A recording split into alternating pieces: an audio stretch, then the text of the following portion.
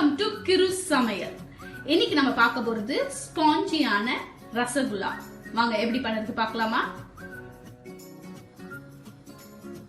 இப்போ 1 லிட்டர் பால் எடுத்திருக்கேன். ஒரு பேன்ல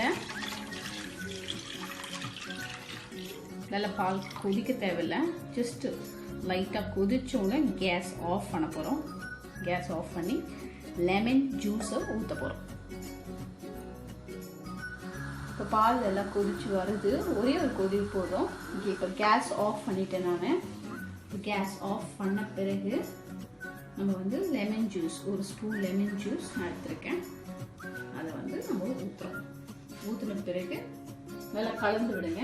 கலந்து விட்ட பிறகு பால் எல்லாம் திரிஞ்சு வரும். கூல் ஆகட்டும், பால் திரிஞ்சு வர வரைக்கும் வெயிட் பண்ணுங்க.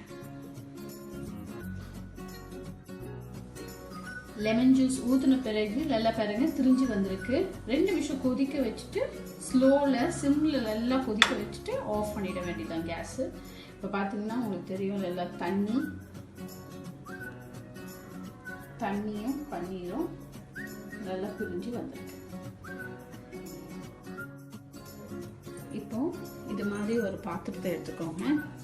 ஜல்லடை மாதிரி ஒரு துணியை போட்டு நம்ம திரிஞ்சு வந்த பாலை வந்து பன்னீரை வந்து நம்ம ஃபில்டர் பண்ண போகிறோம்.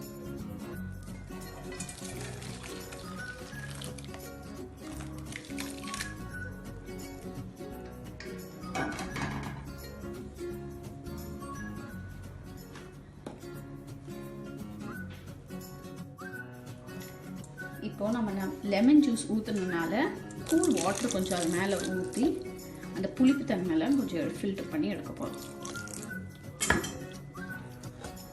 இது மாதிரி நல்லா கூல் வாட்டரை ஊற்றி ஃபில்டர் பண்ணிக்கணும். இப்போ நல்லா அந்த தண்ணியை ஊற்றி கழுவிட்டோம். 2 வாட்டி க்ளீன் பண்ணி எடுத்துட்டோம். இதுக்கப்புறம் நல்லா ஃபில்டர் பண்ணிக்கலாம்.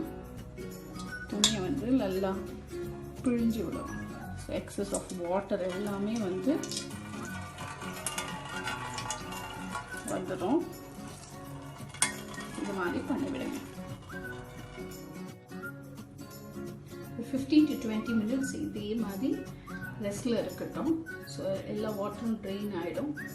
ஸோ நம்மளுக்கு நல்ல சாஃப்டான ஒரு பன்னீர் கிடைக்கும். இப்போ பன்னீரை வந்து ஒரு தட்டில் போட்டு நல்லா நம்ம பிசைஞ்சுக்க போகிறோம். நல்லா நம்ம பாம்பில் வச்சு அழுத்த கொடுத்து அட்லீஸ்ட் ஒரு 10 நிமிஷத்துக்கு நல்லா பிசைஞ்சு விட்டால் ஒரு நல்ல ஒரு சாஃப்ட் டவ் நம்மளுக்கு கிடைக்கும். சப்பாத்தி மாவு அளவுக்கு நம்ம வந்து பிசைஞ்சு விட்டுக்கலாம். இது மாதிரி சின்ன சின்ன உருண்டையாக நம்ம உருட்டி வைக்கணும். அப்போதான் நம்மளுக்கு ஜீராவில் போடும்போது பெரிய சைஸாக நம்மளுக்கு கிடைக்கும். இப்போ நம்ம ஜீரா செய்யறதுக்கு 3 கிளாஸ் தண்ணி ஊற்றுறோம். ஒரு பேனில் 3 கிளாஸ் தண்ணி ஊற்றிட்ட பிறகு 1 கப் சர்க்கரை,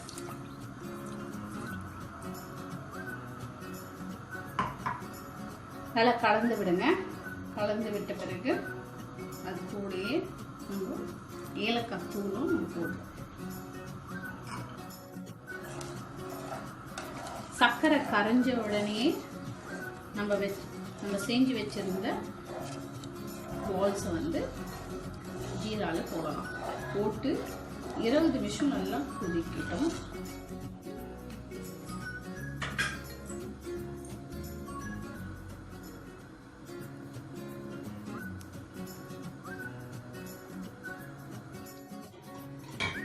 சிம்ல வந்து ஒரு 15 to 20 மினிட்ஸ் நல்லா கொதிக்கட்டும்.